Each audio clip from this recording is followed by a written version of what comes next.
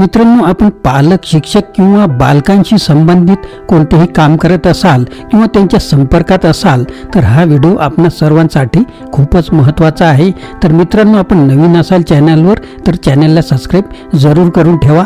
चला सुरुवात करूया श्रुती पानसे यांच्या या पुस्तकाचा सारांश।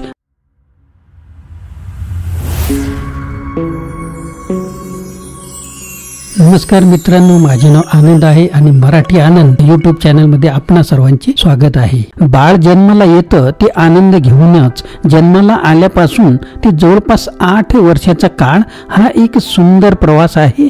8व्या वर्षी मूल वाढ आणि विकासाच्या एका टप्प्यावर पोहोचलेलं असतं, स्वावलंबी झालेलं असतं। मेंदू संशोधनाच्या दृष्टीने ही पहिली 8 वर्षे त्यांच्या व्यक्तिमत्वाचा पाया पक्का करतात। मुलं अनुवंशातून काय गुण घेऊन आलेली आहेत हे आपल्याला माहित नसतं, मात्र जसं जसं ते मोठं होत जातं त्याला जगाचे वेगवेगळे अनुभव येतात, त्यातून ते घडत जातं। त्यामध्ये त्याच्या विकसित होणाऱ्या मेंदू बरोबरच त्याच्या भावतालचा जो संबंध असतो, घर, शाळा, अंगणवाडी, पाळणाघर, मैदान, जिथं कुठं मुलांचा वावर असतो तिथं तिथं त्या काळापुरते त्याची आईवडील, शिक्षक, पाळणाघरातील मावशी असे वेगवेगळे जणू काही ते पालकच असतात। या पुस्तकामध्ये मूल कसं वाढतं, विकासाची प्रक्रिया, त्याच्या मेंदूत कशी घडत असते आणि या विकासाला आपण कशा प्रकारे साथ द्यायला हवी हे प्रामुख्याने मांडलेलं आहे। ज्या ज्या पालकांसोबत मुलं असतात त्या सर्वांनी वाचावं असं हे पुस्तक आहे। मुलांच्या मेंदूशास्त्रीय विकासाला या पुस्तकामुळे निश्चितच दिशा मिळेल। हे पुस्तक तुम्हाला मुलाच्या विकासाच्या पहिल्या 8 वर्षांची माहिती देते। लेखक सांगतात की ही मुलाची मुख्य मूलभूत वर्षे आहेत। भावी जीवनाचा पाया इथेच रचला जातो, त्यामुळे प्रत्येक पालकाने आपल्या मुलाच्या या विकसनशील वर्षांवर लक्ष केंद्रित केलंच पाहिजे। प्रत्येक मुलाच्या गरजा त्यांच्या बदलानुसार बदलत असल्याने मुलांच्या गरजांकडे विशेष लक्ष कसे द्यावे हे या पुस्तकात सांगितलेले आहे।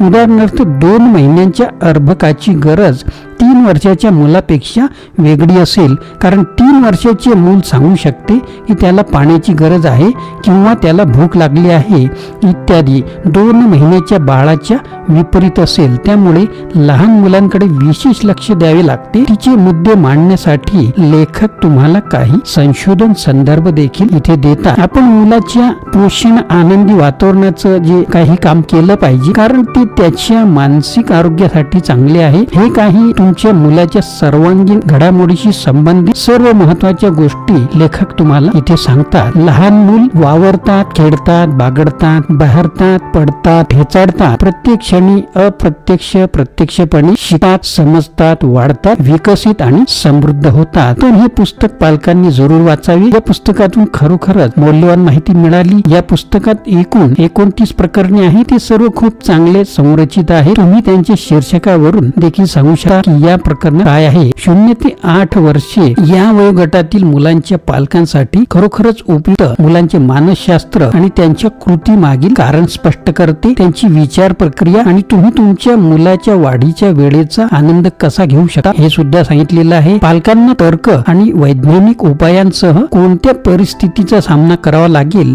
याचे अतिशय छान वर्णन केलेले आहे। अशा युक्तीसाठी डॉक्टर श्रुती पानसे अधिक सुसज्ज आहेत। बालमानसशास्त्राचा तपशीलवार अभ्यास करून खूप छान त्यांनी हे पुस्तक लिहिलेले आहे। प्रत्येक पालकांनी ते वाचणे आवश्यक आहे। शिक्षक असाल तर आपणाला सुद्धा हे वाचणे आवश्यक आहे। तुमच्या मुलाचे नेमके काय चुकते आहे आणि त्यावर उपाय काय हे तुम्हाला कळते। काय अपेक्षा करावी आणि या मुलांशी आपण कसे वागावे, खरोखरच या पद्धतीने याच्यात सांगितलेलं आहे। असे वाटते की हे पुस्तक नवीन पालकांना भेट म्हणून देण्यास प्राधान्य देऊ शकता। अप्रतिम पुस्तक आणि पालकांना किरकोळ गोष्टी समजण्यास हे मदत करते। सर्व नवीन पालकांनी हे नक्कीच वाचलं पाहिजे। नवीन काही सादर होत नाही, बऱ्याच गोष्टी फक्त बौद्धिक आहेत असे वाटू शकते, परंतु शेवटी प्रत्येक नव दाम्पत्य नव पालकच असतात। त्यामुळे मार्गदर्शन जरी मिळाले तरी पुरेसे असते. उर्वरित माहिती व अनुभव त्यांना स्वतःलाच घ्यावा लागतो. पालकत्वाची शैली ही प्रत्येक पालकाची सापेक्ष असते. पालन पोषण, घरगृहस्थी, नोकरी, पाहुणे, संबंधित नातेवाईक, सभोवताल वातावरण, शिक्षण, मित्र, सोबती हे ठरवून पालकांनी नेमून दिलेली नसतात, तर ती स्थळ, काळ, वेळ, व्यक्ती यानुसार बदलत असतात. भावी पालकांनी आणि शिक्षकांनी असे प्रत्येकाने त्यांच्या जवळपास लहान मुलं असतात. वावरतात, खेळतात, बागडतात, बहरतात, ठेचाडतात. प्रत्येक क्षणी प्रत्यक्ष अप्रत्यक्षपणे ते शिकत असतात, समजतात, वाढतात, विकसित आणि समृद्ध होतात. कारण सांभाळायला, सांगायला, मार्ग दाखवायला, मार्गदर्शन करायला, मोठी स्वप्न पाहायला, ध्येय ठरवायला, गाठायला, नियोजन करायला, ध्येय, संयम, चिकाटी, सातत्य यांचे महत्त्व सांगायला आणि फायदे पटवून द्यायला, मेहनत, श्रम यांचे महत्त्व व किंमत करायला, प्रामाणिकपणा, शिस्त व सवय लावायला, सकारात्मक नकारात्मक दृष्टिकोन बनवण्यासाठी, स्वावलंबी, परावलंबन इत्यादीसाठी आपण पालकच प्रत्यक्ष अप्रत्यक्षरित्या आपण जबाबदार असतो. कल्पना आणि विचार यांना मुक्त करायला नियमांचे बंधन परंतु निवडण्याचे स्वातंत्र्य देऊन, मातीच्या चिखलाच्या ओल्या गोळ्याला आकार देऊन त्यांना व त्यांचे भविष्य घडवण्याचे महत्त्वपूर्ण कार्य व कर्तव्य पालकांना मिळालेले आहे. पाल्यांच्या मेंदूच्या व मनाच्या कोऱ्या पाटीवर आपण जे काही शिकवतो ते आजीवन बिंबवलं जाणार असतं आणि तीच मुलं उद्या नक्कीच यशस्वी होतील.